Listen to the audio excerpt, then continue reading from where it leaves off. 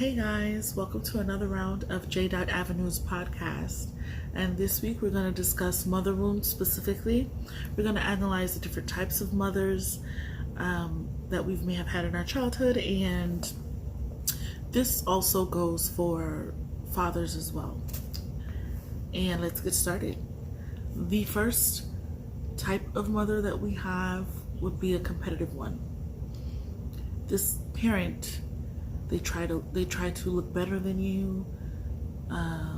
They compare your achievements to theirs.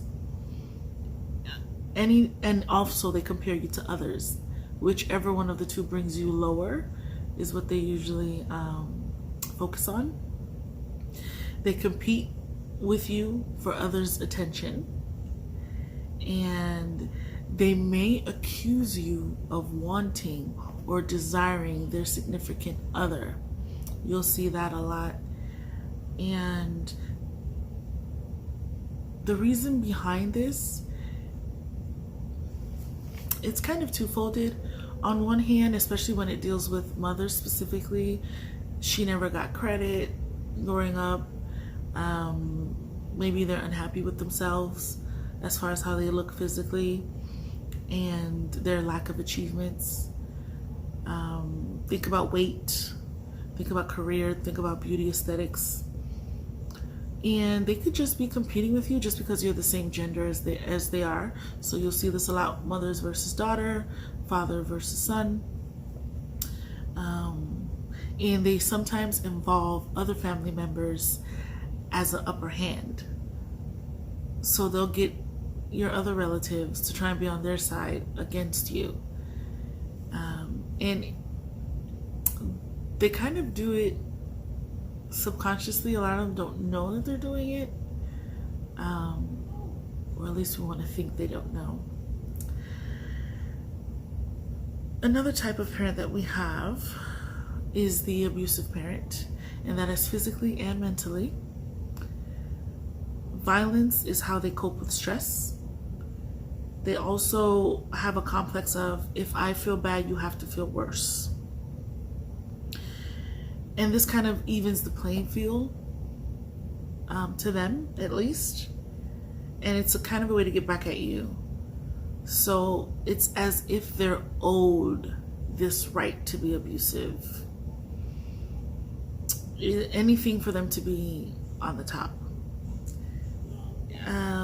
Another tactic that abusive parents, especially mentally abusive parents, use is manipulation. And that's just because it's this idea that temporary pain would lead to cooperation. So let me manipulate you by hurting you temporarily so that way you could just do what I want rather quickly.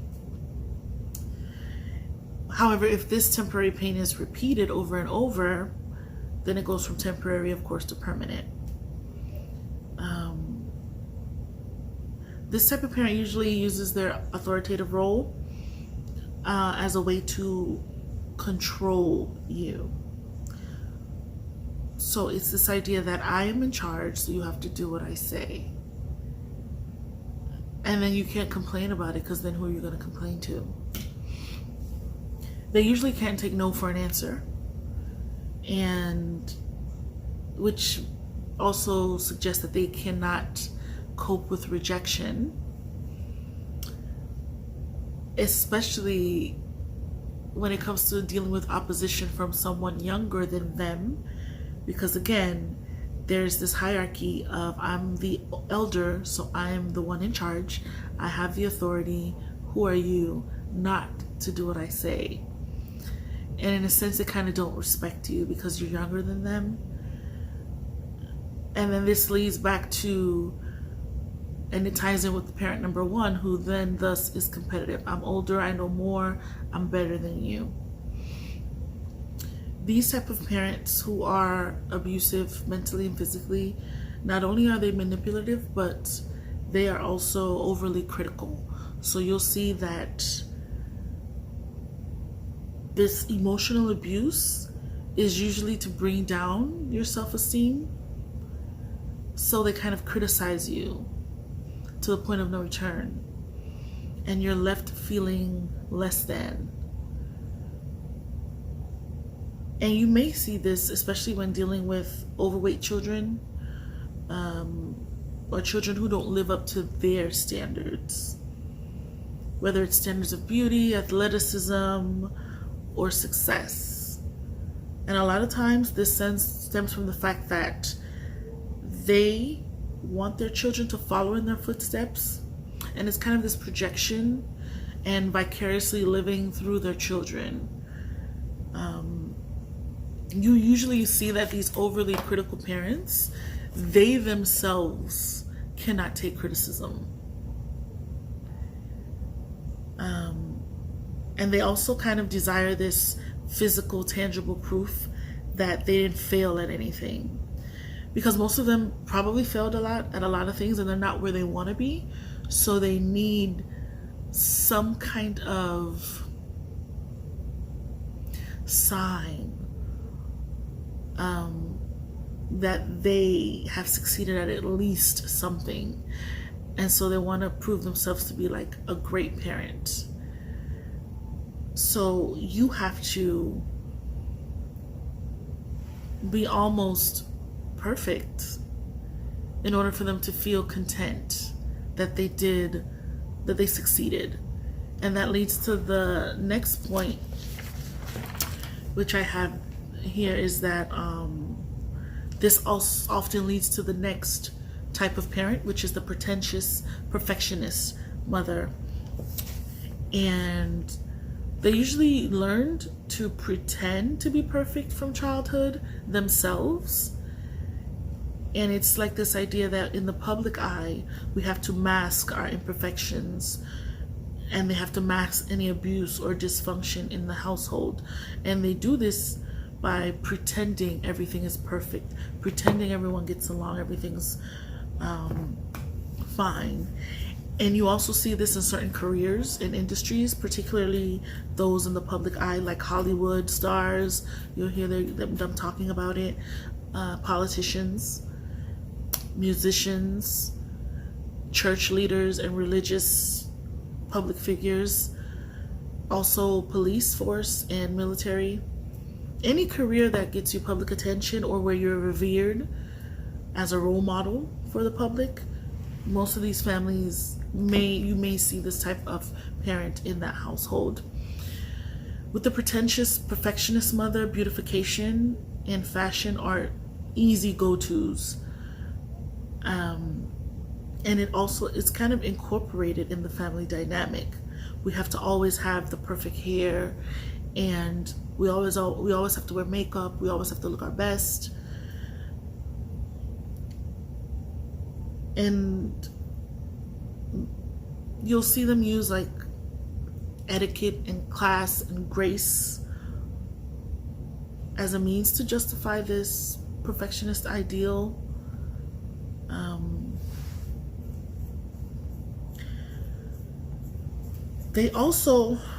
The pretentious perfect mother who's overly critical usually will highlight flaws in others to avoid dealing with their own flaws.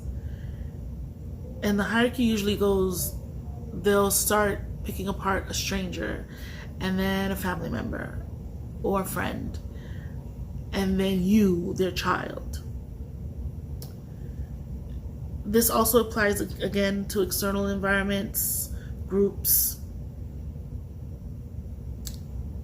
So you may see this type of mother. And again, it's to avoid dealing with their own imperfections. Because if I pretend like it doesn't exist, then I will never deal with it. But the feeling doesn't go away, because then I don't feel perfect. So it must be someone else. These type of mothers are usually avoidant, which relates to the last point, that they're avoidant. They never face their sadness or their problems. They conceal their problems. They use vices. They use activities of leisure, usually to ignore serious issues and problems. So if I'm dealing with something serious or sad, I may go get my hair done to fulfill that perfectionist ideal, and now I'm perfect again. And nothing else matters. There are no more worries because I fixed it, which we know is not true.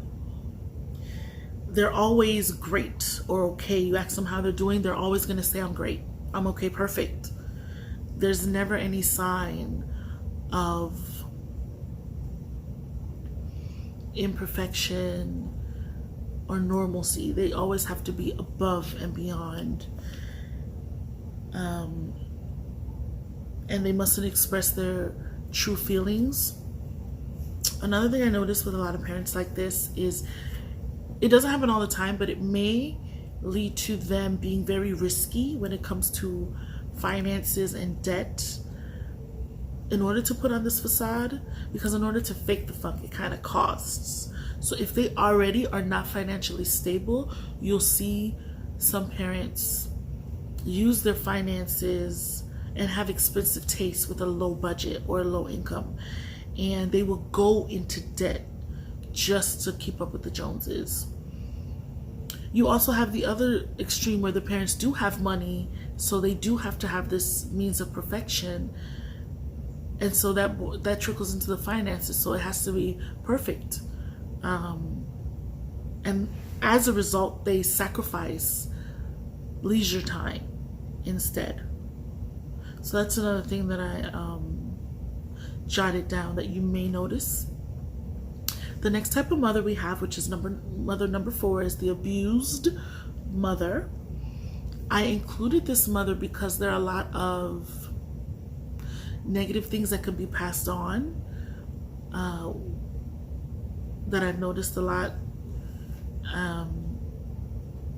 with children who grew up with abused mothers. One of the main things is that for the child, silence is what keeps the pain away. There's this idea that me not having an opinion is maybe what kept me from suffering any abuse, especially if me speaking out is what got me in trouble or got my mother abused. You tend to see these children are extremely quiet, reserved, shy. There's a lack of confidence. They usually walk on eggshells. They people please in order to keep the peace. They're overly considerate of others' feelings. Other signs are that they constantly apologize and over-explain. You may tend to see they always compromise. They're always compromising. And it's all because of this fear that if I don't do this, I won't make this other person happy, and I may be abused as a result, or I may be rejected or shunned in some kind of way. You also may see that these children tend to learn to make excuses and justify the toxic and bad behaviors. There's also this overwhelming feeling of paranoia with the abused mother and the children.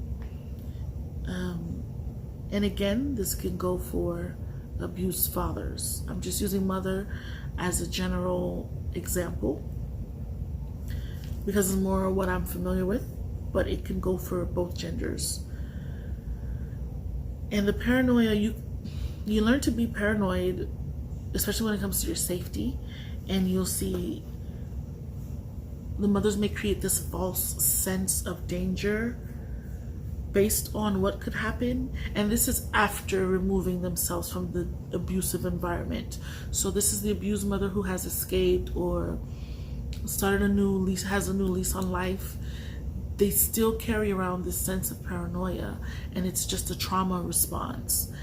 And even they could be in the most safest space and they will create a false sense of danger, because not only are they used to it, but it's what could happen. Another quality of the abused mother is that they themselves can become overprotective, especially if they have fled a situation, and they tend to be very overprotective with the children. not wanting them to go out, not wanting them to be around too many people. Those who are free from the abuse, it can also lead to them falling on the extreme. So we've seen those situations where an abused mother will flee a situation and then becomes extremely restrictive. They may even become the abuser themselves out of a force of habit that some form of abuse is necessary, and so they take on that role. They may also just become very uncompromising, overly strict with the children in this new environment. So another thing is that for the abused mother and the children, reclusion is a go-to plan. It's kind of like goes with safety. In order for us to be safe, it just has to be us. We have to be away from civilization, away from a lot of people, just in case. And you just tend to keep the children sheltered from the rest of the world as a result. Another thing that can happen with abused mothers, another toxic quality or negative trait, is dysfunction and abuse becomes the norm, and it's almost as if they desire it subconsciously. The fifth type of mother is the tough love mother, and this is the mother that strives for their children to adapt to adversity and difficulty, but it's usually done in excess, right? So wanting them to adapt to or knowing how to deal with adversity is normal. It's when it's done in excess to the point that you almost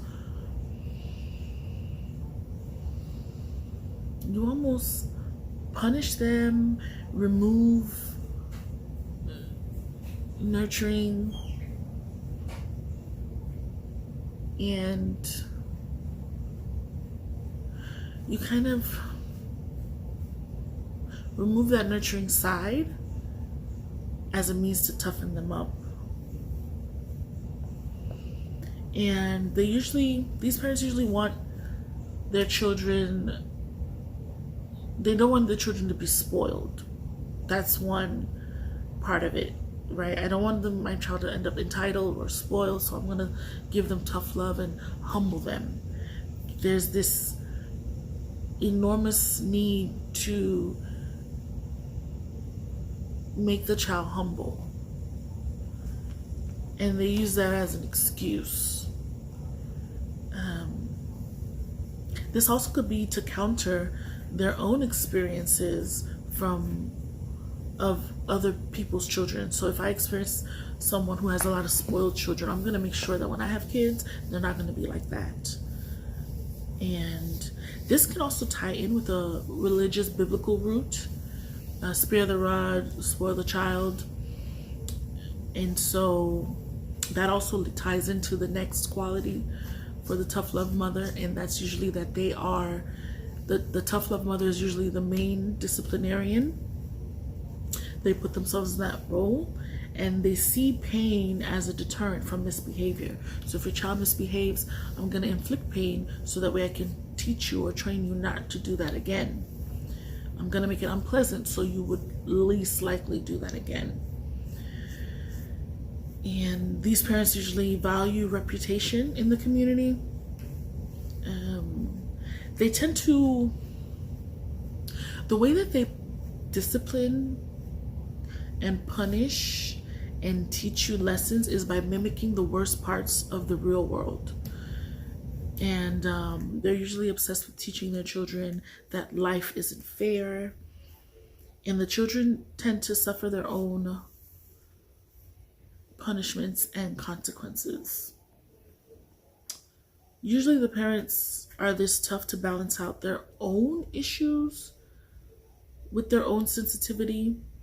I noticed that a lot of parents that do this, when you get to the root of it and you really get to know the parent, you notice that they're very sensitive and they know that they can be the opposite. They know that they can be very soft, so they kind of have to fake it and do this overtly tough love role to kind of balance it out, so that way they're not taken advantage of by their own children or deceived by their own children. And another reason why they're so tough is because it happened to them. It's a continued practice from their own childhood, and their parents kind of did it to them. So it's kind of like, my parents did this to me, I turned out great, I'm going to do it to you. It's also to discourage you from trying to con your way through life, and they hope that it would make you fly right, like do the right thing. So those are usually the types of parents that you will see when it comes to like the mother wounds.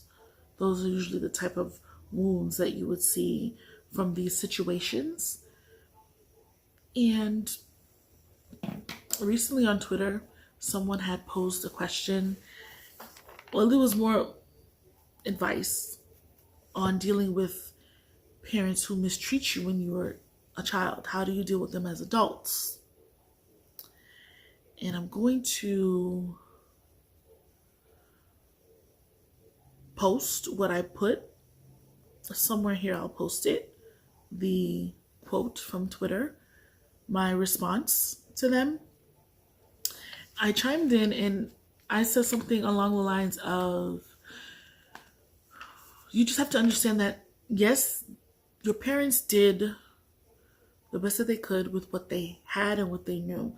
However, you have to understand that they can only operate from their level of healing.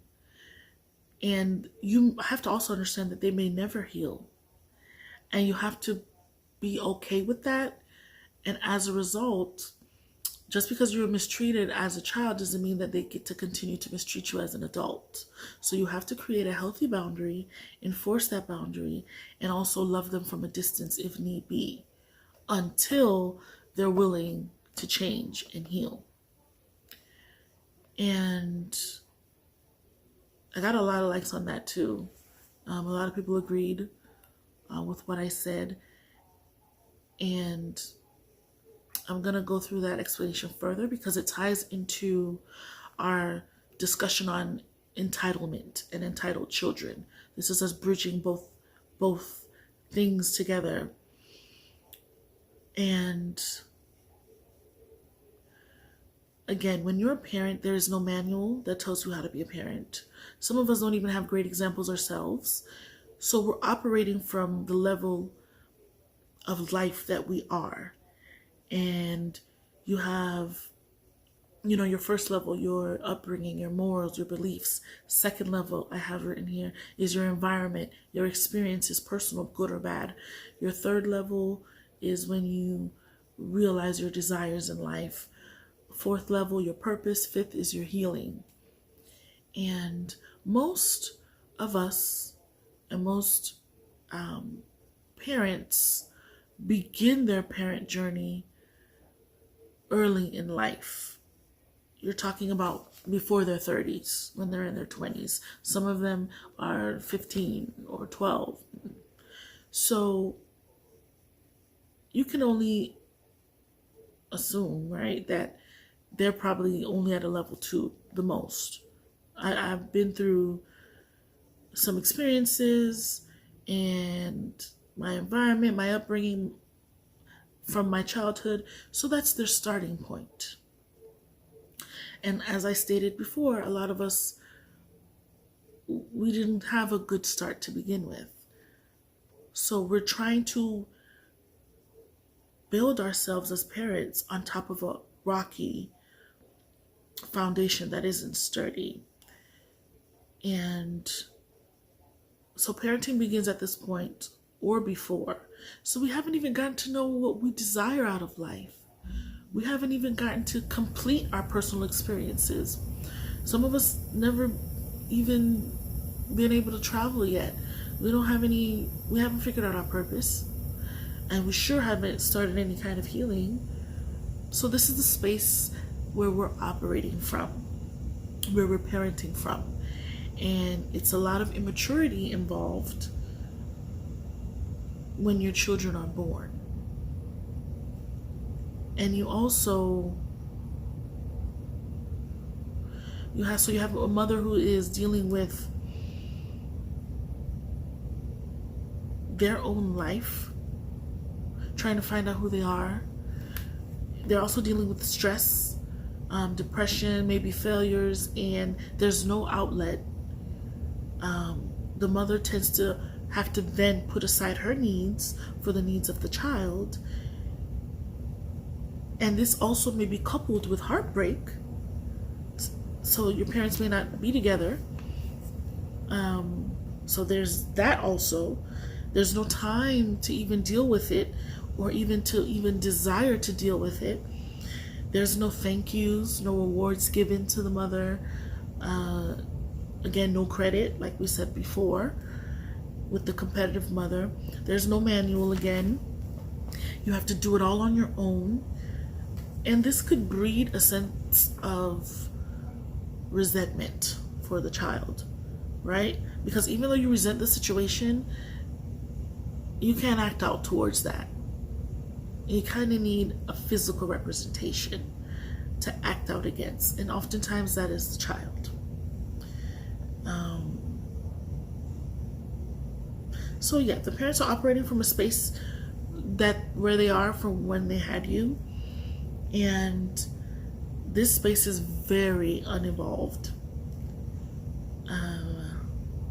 I think of the kids the friends that I grew up with that had elderly parents, and they all had the same thing in common. The friends that I had who had elderly parents, either the parents were adoptive parents who adopted them when they were older, or the parents had the children biologically just at an older age. And I'm talking about in their 50s, 60s for the males. And most of them had structured family homes, mother and father, because they're already older, so they already found their lifelong partner. And they had already been together for so many decades. Their parents were already content with life. They've already lived their life. They already dealt with stresses and struggles and overcome things. They were already past their healing phases or on a healing journey themselves, about to face retirement, and they were all content with who they were, who their partners were, and who their children were. Because at that age, it's like, look, I am who I am, you are who you are. And they kind of let the kid be themselves. There was no pressure for the child to live up to their standards. It was kind of like, mom and dad are boring, but if the kid is very awkward and weird and eccentric, it's kind of like, okay, we'll leave them. And let them be whatever they like to be.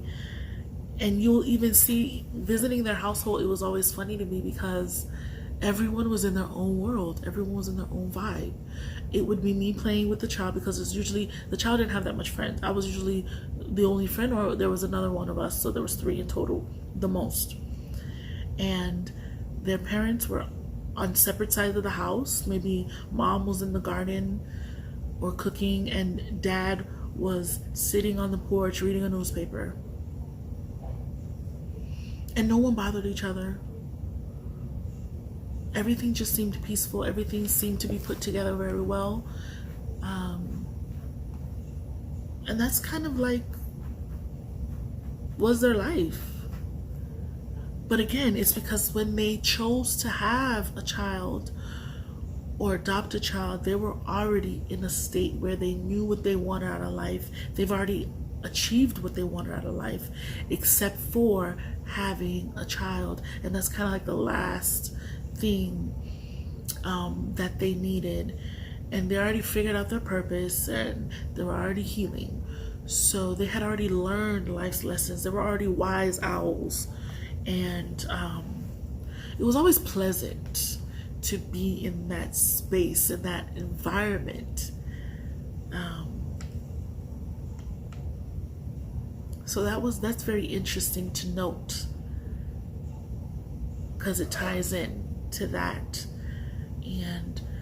But overall, as a parent, you just have to want not only what's best for your kid, but you also want them to do better, right? And be better at life.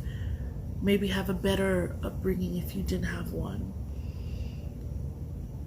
Because you may want the best for them, but that doesn't mean you want them to do better than you. So those two things are very important.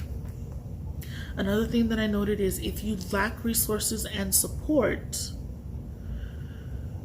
learn to use the lack as motivation versus fixating on the lack too much. Because if you fixate on the lack and you focus too much onto it, it just breeds more lack until you're at a deficit mentally, as far as mindset is concerned. And that will rub off on the child in a negative way and affect them negatively. So we have to think about our roles as parents and where we're starting from. Because recently everybody's talking about entitled children and entitlement. And I get both sides of the spectrum. It's really just a meeting of the minds that we're not understanding each person's side. Me as a parent, myself, I am also a child. So I get what they're saying. This is the premise. Parent sacrifices a lot. They work multiple jobs to take care of their child financially, provide a roof and shelter and food. You also struggle to take them to their practices or find babysitters. There's a lot involved as the parent. However, did you notice something with what I said?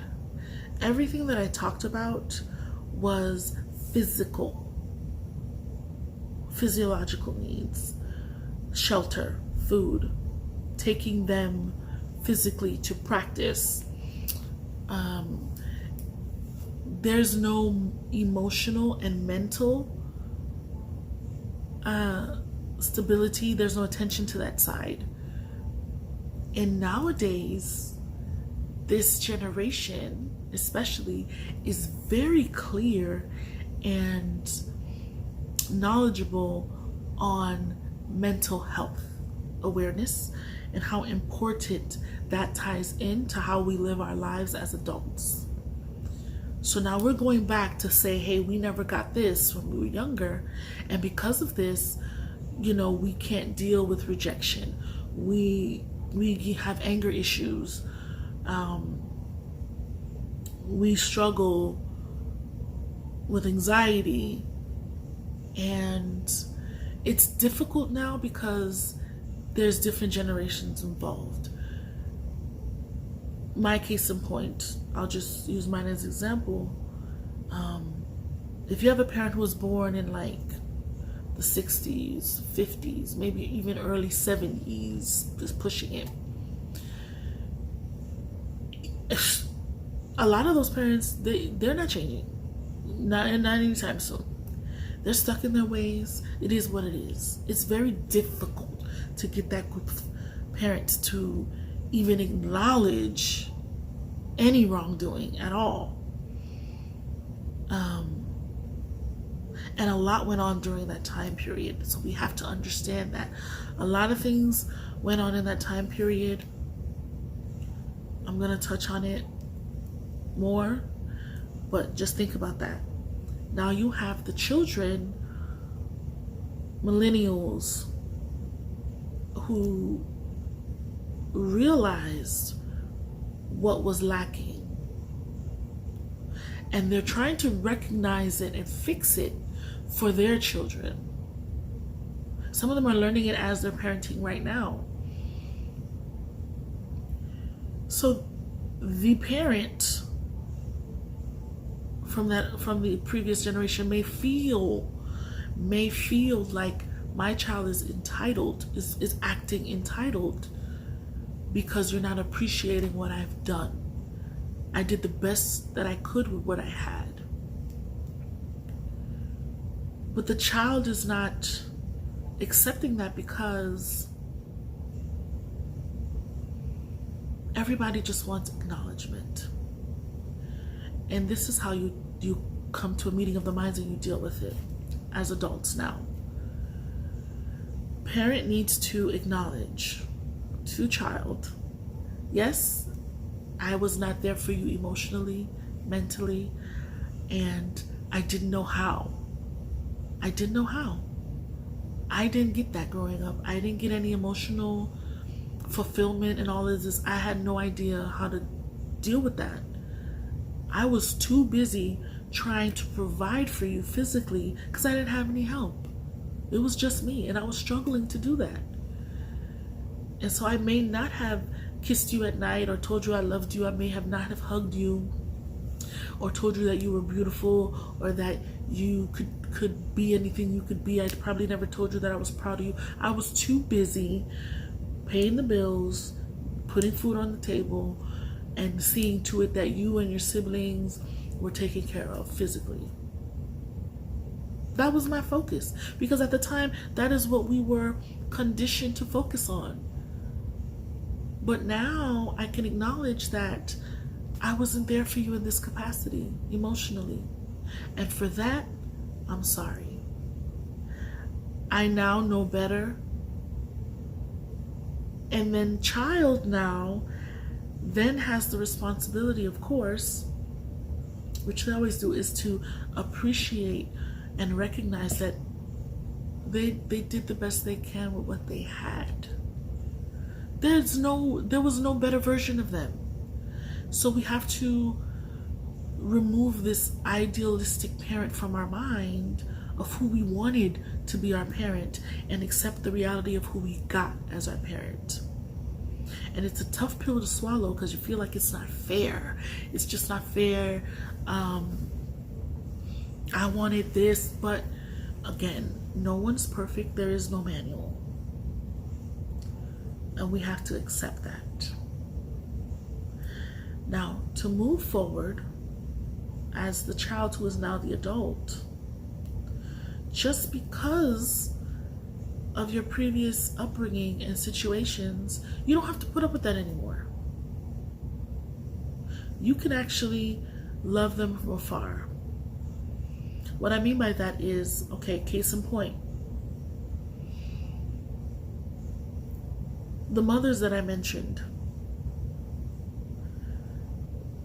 they feed off of the child's presence. I need my child present, always around me, because who else am I going to abuse? Who else am I going to compete with? Who else am I going to show tough love to? Who else am I going to be overly critical of? So you're their target, you're their subject. They need you, they feed off of your presence.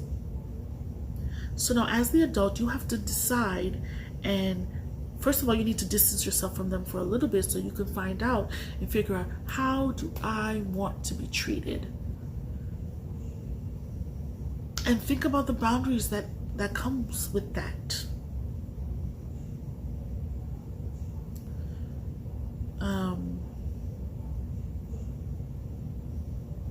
And then, while you're keeping your distance from them and enforcing your boundary, on their end, they're going to miss that. They're going to want to know what the hell is going on. And you'll see them reach out to you excessively. And they'll try to invite you over for holidays. And I'm not saying don't go, but have a boundary, have a limit. Figure out your triggers Triggers are very important, and we'll have a whole show on that as far as relationships. But for now, when you're dealing with parents who may have mistreated you as a child, and maybe it's not mistreatment, but maybe they did not love you like you wanted to be loved, and you suffered in some kind of way emotionally from it, you need to identify your triggers, set the boundary. Out of fairness, you have to mention the boundary to them clearly. This usually happens when they've went against it. So if you have an invitation to a holiday party, you already know what's going to happen. You're going to get there and it's going to go down. So you may want to say to yourself, for example, me personally, I not only limit how many family gatherings I go to and I actually attend, because there are going to be some that I'm not going to go to.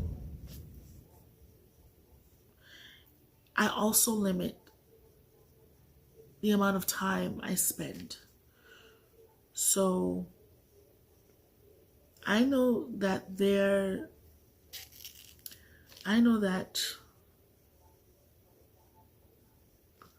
okay, for example, I'll use myself.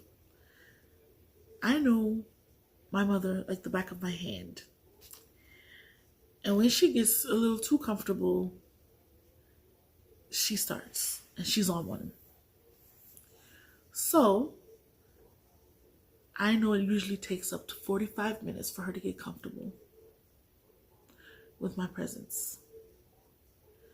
So I may dip out after 35 minutes, just to be sure. Another thing that I might do though, another option, let's say we reach the 45 minutes mark because I'm having fun, time is passing by, we're good. And she starts. Shut it down instantly. No, that's not what we're doing today. We're not going to go there. This is my boundary. And you stick to it. And it's just about both sides mutually respecting each other.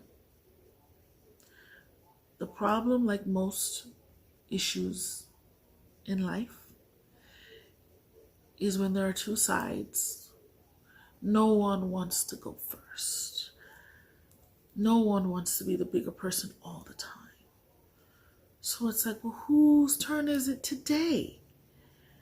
And unfortunately, we can't just flip a coin and choose who apologizes first.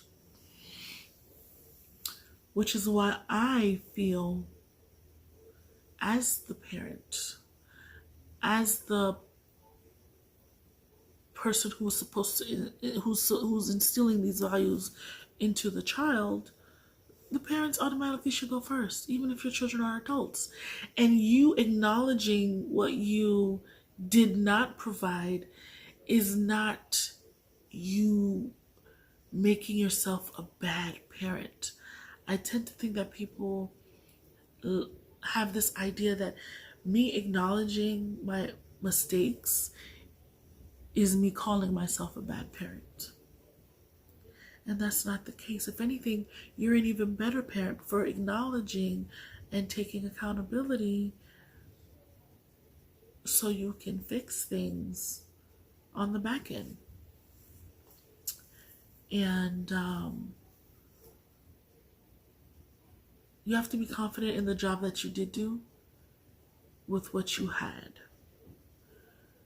Then there's a moment of acknowledgement and forgiveness with yourself. So you can come to the point to say, look, I did not provide this for you, and I recognize now that you needed that. I myself, some of these parents need that now. They still don't know how to deal with their mental health issues. And they're going to still be angry for years to come. Because again, depending on the generation, they do not want to fix it. And they will say, oh, you're just too sensitive. Because back in the days, we got worse and we dealt with it. We're fine. And you may have learned how to deal with the dysfunction, and you may have learned how to turn the blind eye and turn the other cheek and suck it up and brush it under a rug and focus on the good. But recognize that your adult child, who's a part of another generation, wants to remove the rug and actually get rid of the dysfunction.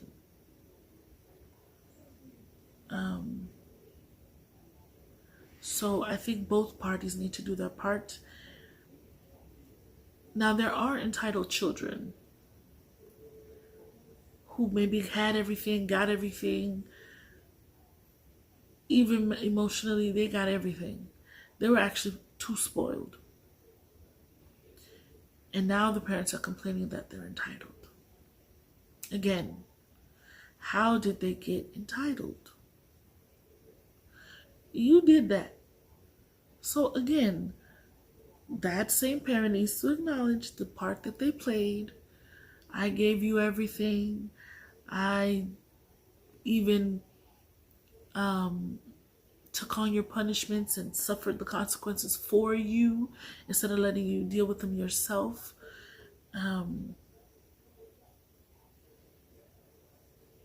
I never told you what the word no was. I never taught you how to deal with rejection. So I gave you and did everything for you. Yeah, that would do it. Sounds about right. That kind of creates an entitled child. Because again, it's in excess. Any type of one side of the spectrum in excess is not a good thing. I give my child everything. I'm going to give my child nothing. The point is to find a very decent balance with the resources that you have at the time that you have your kids. And that's really all you can do. You can also circle back around and acknowledge where you may have not come through all the way, because we all agree that no one is perfect, right? So that means you did kind of drop the ball on something. And so the child is only wanting you to acknowledge that and to operate differently moving forward. Because part of us as adult children, is that we're figuring out who we are, and we're trying to find our purpose earlier than the previous generations.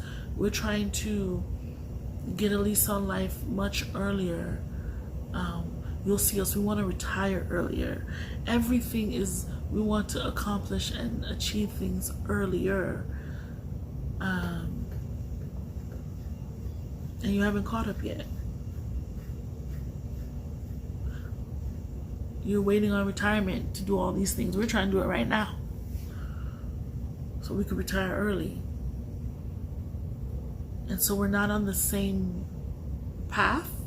And because of that, we're not understanding or catering to each other's needs, because who's going to go first?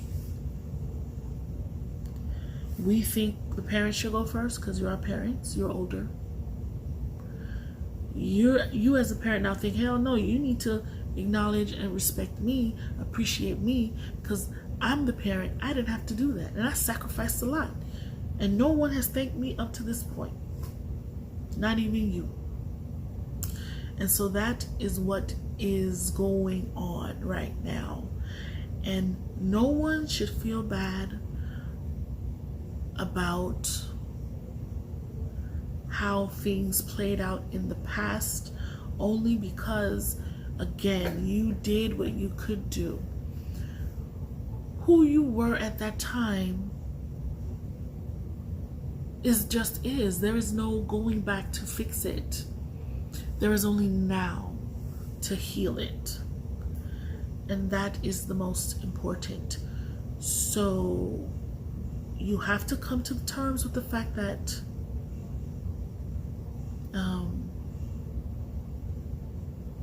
your parents may not change. They may stay stuck in their ways. And it's up to you to try to adjust to that.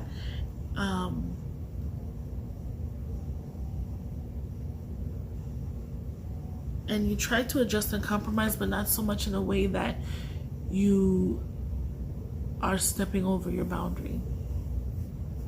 So set clear intentions and boundaries and communicate. Communicate. I don't know how else to say it. Explain to them, this is how I felt growing up. I'm happy that you did this for me, and I give you credit for that, but this is how I felt. This is really what I really needed at that time. That's important to have that conversation with each other. And you don't be rude about it, because again, they're still your parents, so there is a level of respect that you want to maintain. Because you can only be responsible for yourself, your actions. This is not a time to point fingers and be like, well, you do this and you... No.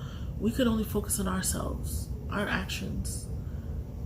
So when we're speaking to someone else, whether you're the parent or the child, your focus is on taking accountability for your actions.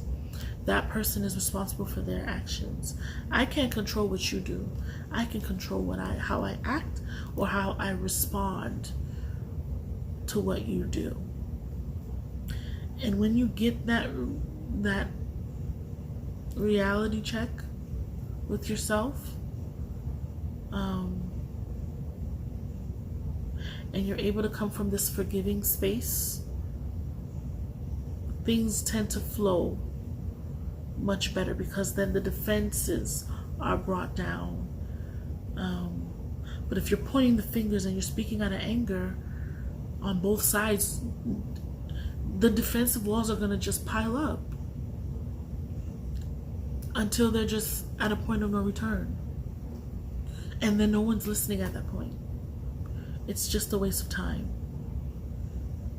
So it's very important to sit down and have these healing conversations, and not in an attack mode, but more from a place of understanding. And if you notice that your parents or your child is not willing to compromise or meet you halfway, then it's perfectly fine to end the conversation and say something along the lines of, when you're ready to heal and you're ready to have this mature conversation, I'll be ready. I'll be here. Because you got to let them go through their own issues and reach their own level of healing, which was level, what, 5? Yeah. Your purpose, your healing, they have to reach those on their own. You cannot rush them. And it's sad to say, they may just reach that point when they're really older. And you have to be okay with that. It's on their timeline, their healing. You just continue to do yours, but you leave a space open in your heart. Just in case if they want to circle back and return, you're all ears listening. So that would be my advice to you when dealing with some of these parental wounds, male or female. I want to really briefly touch upon what I said earlier about the competitive mother and how it plays out. I want to also mention that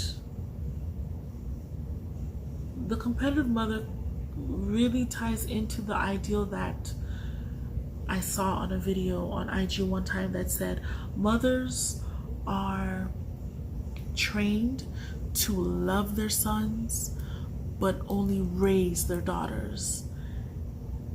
And I feel that's one side of it is because it's the same gender. As we said before, I said earlier, mother versus daughter, father versus son. When you have that dynamic, the general consensus is that, you know, mama's boy, daddy's girl. There's this dichotomy where the mother is more loving and close to the son because it's the opposite gender. We have the, I think it's called the Oedipus complex in psychology. They refer to it as that. And it is this innate connection between mother and son because there's the opposite of genders. So the son learns how to love a woman by loving his mother. And it sounds a little like incest, but when you get from that part of it, you'll see that it is true. You'll see, or sometimes when men look for a partner, they're looking for a second mother, pretty much. Sadly to say, some marriages are just that. The wife is kind of like the second mom. And that is because, again, he's taught to love a woman because the first woman he loves is his mother. And the mother receives that unconditional love first from her son. And you'll see that mother will say, oh, I will never love a man like I love my son. And you rarely hear that when it comes to the daughter, because again, society has conditioned women, specifically men too, fathers versus sons, to have this competitive nature between the same sex relatives, where mothers compete with their daughters for the father's attention.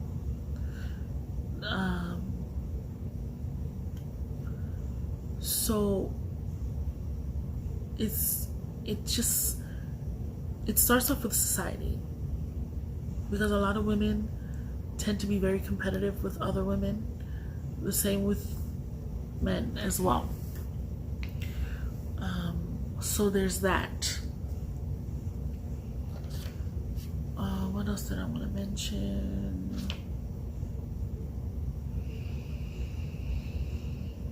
So yeah, oh, and then you'll see in families where they have maybe two girl siblings and one boy sibling, and the boy sibling, no matter how old he is, how young he is, gets treated much more better, more leniency, right? And freedom. He doesn't have nearly as much pressure as the daughter does in the household. He's able to roam free and do whatever, all under the guise that he is a male and possibly mother's favorite. The daughters are put to work in the household, cleaning up. Then there's this fear of early pregnancy, so can't be around boys, can't even look at a boy a certain way. And so there's this dynamic within the family household, and the daughter is kind of restricted in that aspect.